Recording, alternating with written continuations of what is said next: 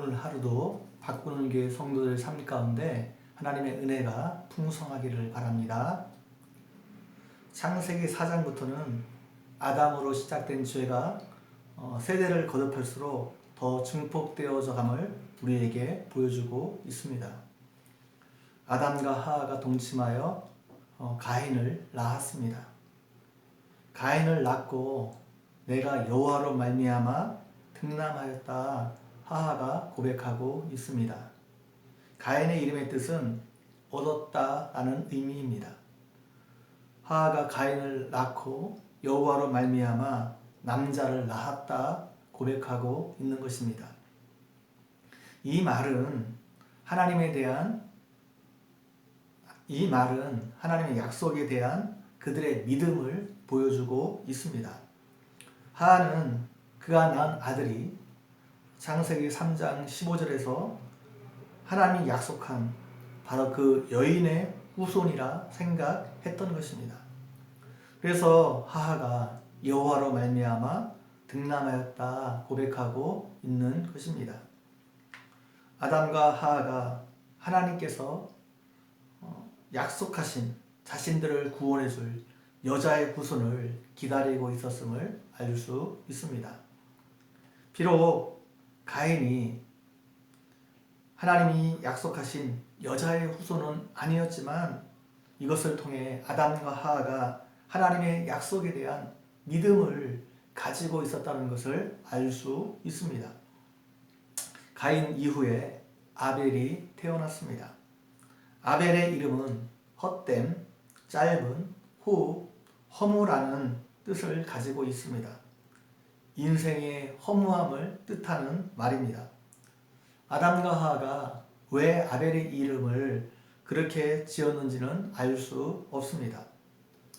그러나 분명한 것은 아담과 하하가 자신의 자녀들을 믿음으로 키웠다는 것을 알 수 있습니다. 그들이 장성하여 하나님께 예배드린 모습을 통해 그것을 알 수 있습니다. 아담과 하하는 그들에게 에덴 동산에서 있었던 일과 하나님의 약속하신 말씀을 그들에게 가르쳐 주었을 것입니다. 그 아들들이 장성하여 가인은 농사하는 자가 되었고 아벨은 양치는 자가 되었습니다. 세월이 지난 후에 가인은 땅의 소산으로 제물을 삼아 하나님께 드렸고 아벨은 양의 첫 새끼와 그 기름으로 하나님께 드렸습니다. 그러나 하나님께서 가인의 예배는 받지 않으셨지만 아벨의 예배는 받으셨습니다. 하나님께서 가인의 예배를 받지 않으신 것은 가인이 드린 예물과 가인 자체에 문제가 있었기 때문입니다. 이에 대해서는 지난 주일 예배를 통해서 이미 말씀드렸습니다. 그들은 자신들이 드린 예배를 하나님께서 받으셨는지 받지 않으셨는지 그것을 어떻게 알 수 있었을까요? 그들의 눈으로 볼 수 있는 분명한 사인이 있었을 것입니다.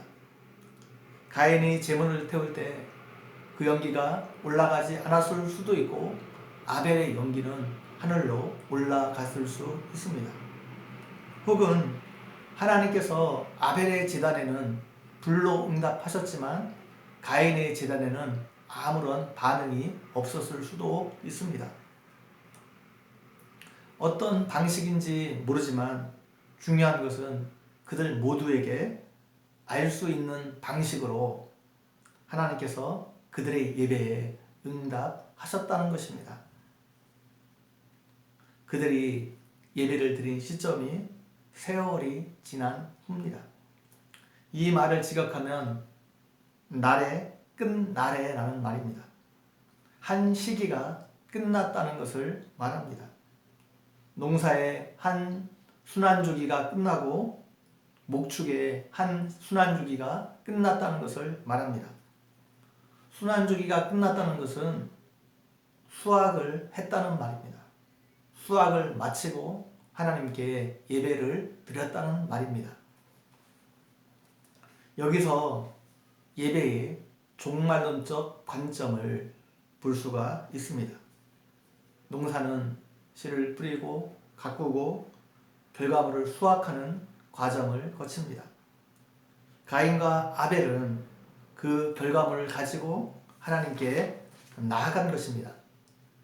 예배는 자신이 행한 것에 대한 결과물을 가지고 하나님께 나아가는 것입니다. 내가 열심히 수고하고 땀을 흘리고 노력해서 결과물을 얻었지만 이 모든 것이 단순히 내 노력의 산물이 아니라 내 열심의 산물이 아니라 하나님께서 도와주셔서 그것이 가능했다고 고백하는 것입니다. 그것이 예배입니다. 계시록 4장에 보면 종말에 천상에 있을 예배에 대해서 보여주고 있습니다. 어린 양의 보좌 앞에 24장로가 엎드려 있습니다. 24장로는 교회를 상징합니다. 구약의 12지파, 신약의 12사도로 대표되는 우주적인 교회를 말합니다. 장로들이 자신의 면류관을 벗어 예수님께 드리는 모습이 여기에 나옵니다. 면류관은 자신들이 이 땅에서 얻은 모든 선한 열매를 말합니다. 선한 결과들을 말합니다. 이 영광스러운 업적들을 벗어 예수님께 드린다는 것은 그 모든 일이 자신의 노력이 아니라 예수님께서 그 일을 하셨다 고백하는 것입니다. 어린 양 대신 예수님께서 그들의 삶 가운데 역사하셔서 그 일이 된 것이기 때문에 그 마땅한 영광을 내가 아니라 예수님께서 받으셔야 한다는 말입니다. 그래서 참된 예배는 하나님의 통치에 대한 확고한 믿음이 있는 사람이 드릴 수 있습니다. 하나님께서 이 땅에 있는 모든 것을 주관하고 계시고 이 땅에서 일하는 모든 선한 일의 결과는 하나님의 역사하심의 결과라는 고백이 있는 사람이 참된 예배를 드릴 수 있습니다. 농사는 농부만 열심히 일하고 수고한다고 농사가 되는 것이 아닙니다. 하나님께서 하늘에서 비를 내려주시고 하늘에서 햇빛을 주셔야 농사가 가능합니다. 농부가 식물을 자라게 하는 것이 아닙니다. 하나님께서 식물이 자라게 하시고 열매를 맺게 하시는 일을 하시는 것입니다. 궁극적으로 농사는 농부가 짓는 것이 아니라 하나님께서 그 일을 하시는 것입니다. 농사뿐만 아니라 이 땅에서 일어나는 모든 일이 마찬가지입니다. 내가 열심히 하고 내가 노력해서 어떤 결과를 얻은 것 같지만 곰곰이 생각하면 그 모든 일에 하나님의 도우심이 있었습니다. 예배는 우리가 하나님께 나와서 모든 것이 하나님의 은혜이고 하나님의 도우심이었다 고백하는 것입니다.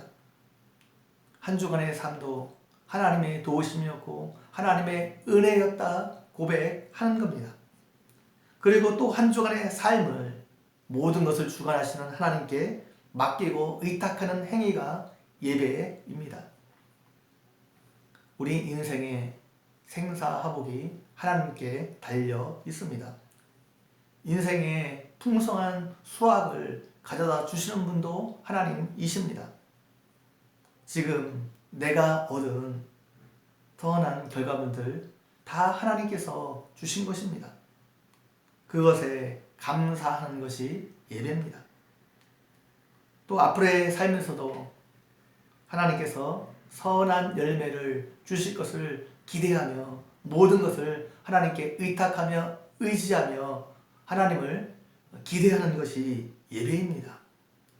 이 의미를 가지고 항상 예배로 나아가는 여러분 모두가 되기를 주님의 이름으로 간절히 축원드립니다.